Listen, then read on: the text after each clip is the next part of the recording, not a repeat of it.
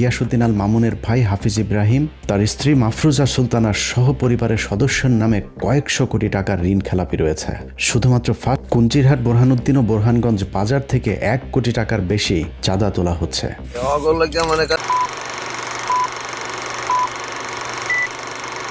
BNP সরকারের অতীতের দুঃশাসনের কথা মনে পড়লে সবার আগে একটি ভবনের নাম ভেসে ওঠে, তার নাম হাওয়া ভবন।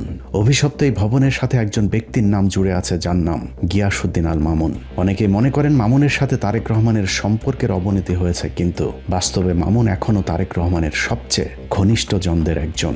যদিও সম্পর্ক টিকিয়ে রাখতে নতুন কৌশলের আশ্রয় নিয়েছে বিএনপি। গিয়াসউদ্দিন আল মামুনকে পর্দার আড়ালে রেখে তার আপন ভাই হাফিজ ইব্রাহিমকে দেয়া হয়েছে ভোলা 2 আসনের মনোনয়ন, যা ভোলার সাধারণ মানুষকে চরমভাবে উদ্বিগ্ন করে তুলেছে। 1 বছর এই যে 5 আগস্টের পরের তোরে লুটফাট করছে জাগরে নিয়া।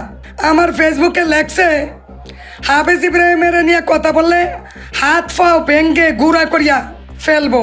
আমার নিজের ঘর, আমার কড়াই করা সম্পদ এবং আমার বসত ঘর, যেখানে আমি 20-22 বছর ধরে বসত করতেছি, থাকতেছি, সেখান থেকে আমার এই 2 বাচ্চা নিয়ে আমার ওদিক থেকে মাইরে তারপরে বের করে দিছে। এমন অবস্থা করছে যে আমি কোন রকম জানটা নিয়ে বের হয়েছি। সেখানে বিএনপির সাঙ্গপাঙ্গ ছিল, যে বললাম যাদের নাম নাসিম কাজী ছিল। নাসিম কাজী আমি প্রথম শুরু থেকেই বলছি, বিএনপি বন্দিবাদা বিএনপি হয়েছে গুন্ডারিন, এটা একটা মানুষ নেই, সব গুন্ডায় বইরে গেছে। জেনে নেন মহিলাকে অত্যাচার করে, চুল কেটে দেয়, ওটা করে হেডা করে, সব কিছু গুন্ডারিন। আমার এই দোয়ান পাট সব ভাঙ্গা চূড়া করছে, আমার গলায় 2টা বগিদাও ধরছে। এই বাজার ধরে এই শালি চুট মারানি মোবাইল দিয়ে আনা তোরে দাও দিয়া উবয়া হানা করে দিন। 15 মিনিটসের কাছে আসা নথিতে দেখা যায় গিয়াসউদ্দিন আল মামুনের ভাই হাফিজ ইব্রাহিম তার স্ত্রী মাফরুজা সুলতানার সহ পরিবারের সদস্যের নামে কয়েকশো কোটি টাকার ঋণ খেলাপি রয়েছে। শুধুমাত্র ফার্স্ট সিকিউরিটি ব্যাংকেই খেলাপি ঋণ রয়েছে 106 কোটি টাকা। তারপরেও তার প্রার্থিতা বাতিল করা যায়নি, কারণ বিএনপির সর্বোচ্চ নীতি নির্ধারকদের চাপে ব্যাংক কর্তৃপক্ষ এবং নির্বাচন কমিশন হাফিজ ইব্রাহিমের প্রার্থিতা বাতিল করার সাহস দেখায়নি। পর্দার আড়ালে থাকা গিয়াসউদ্দিন আল মামুনের ক্ষমতাকে কাজে লাগিয়ে হাফিজ ইব্রাহিম ভোলায় এক ত্রাসের রাজত্ব কায়েম করেছেন। এমনকি বিএনপির সম্ভাব্য যেসব প্রার্থী মনোনয়নপত্র তুলতে চেয়েছিলেন তাদেরকেও এলাকাতেই ঢুকতে দেয়নি হাফিজ ইব্রাহিম।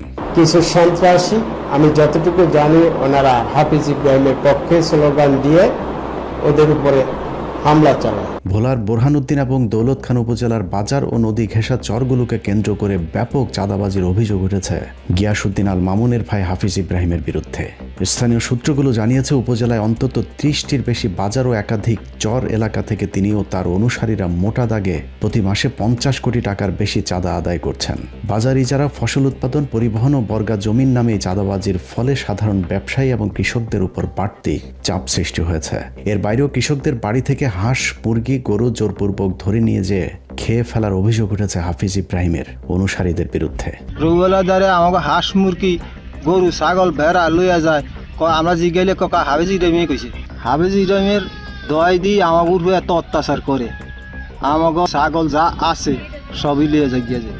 আমাকে তো টেয়া খোঁজে, ঘাসের টেয়া দিতাম, আমরা ঘাস টেয়া দিই না দেখিয়া এই আমাকে উপরে অত্যাচার করে হাফিজ ইব্রাহিমের অনুসন্ধানে জানা যায় বোরহানুদ্দিন উপজেলার বোরহানুদ্দিন বাজার, কুঞ্চিরহাট বাজার, কালীরহাট, চৌমোহনীর হাট, শিকদারহাট বাজার, মানিকারহাট, মুন্সিরহাট, আলিমুদ্দিন বাংলা বাজার, মোল্লারহাট বাজার, গফুরগঞ্জ বাজার সহ কুঞ্চিরহাট, বোরহানুদ্দিন ও বোরহানগঞ্জ বাজার থেকে 1 কোটি টাকার বেশি চাঁদা তোলা হচ্ছে।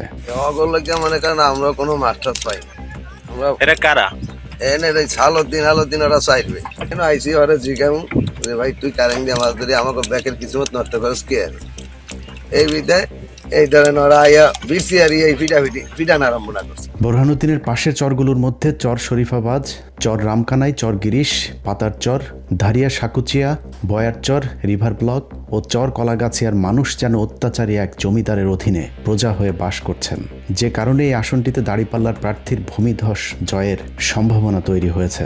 ফলশ্রুতিতে ভোলাতেই সবচেয়ে বেশি হামলার শিকার হচ্ছেন জামায়াত প্রার্থী অধ্যাপক মাওলানা নজরুল ইসলামের অনুসারীরা। এভাবে বহর কোথাও দিবেন না, বহর না বহর দিলে মাত্র এক জায়গায় হাফিজ ইব্রাহিম দিবে। একই অবস্থা দেশের প্রায় সব বিএনপির প্রার্থীদের। বিএনপি যেন বেছে বেছে অবৈধ টাকার পেশি শক্তির অধিকারী প্রার্থীদেরকেই বাছাই করেছেন।